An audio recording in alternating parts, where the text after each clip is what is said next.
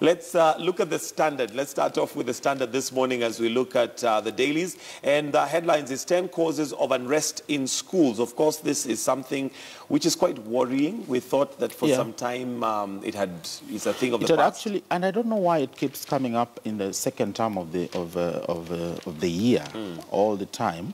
But this is a very good report done by Augustine Oduor. It's actually highlighting some of the reasons that forces students to go on the rampage and destroying property in school. But one notable one is actually high-handedness. And I think it used to happen, even when the times we were in school, that you would not have that good relations with the teacher.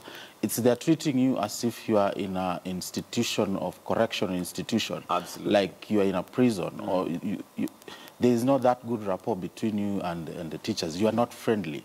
It's like the teacher looks at a student in a school as if this person has come here to... It's like a jailbird. Yes. Yeah. So that kind of animosity that it builds up, and then if it is triggered by a small thing like being denied to watch a football match, and you're a football fan, probably that's a match that you've been eagerly waiting for. If something small like that can trigger you, the students, now to express their anger and actually use whatever means possible to do that.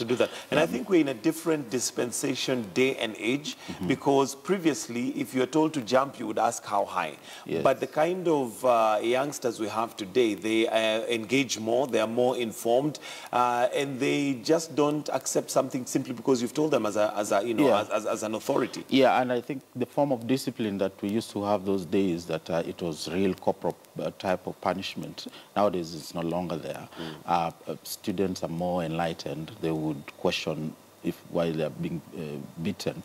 And probably that kind of approach also has reduced or has watered down the kind of discipline that students have. Because those days you'd fear. How would you even think of lifting or taking something to lit fire in a school?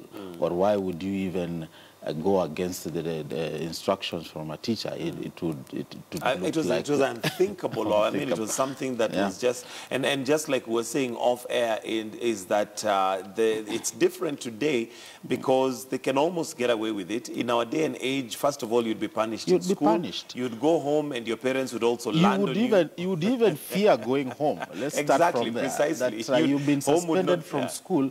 You are thinking now, how do I start explaining this to How do I say tomorrow I'm not in school because of arson? So anyway, I guess these are the signs of changing times. But more importantly, I think we need the administration to be in touch with what's happening on the ground for them to be able to quell this unrest that we have in school.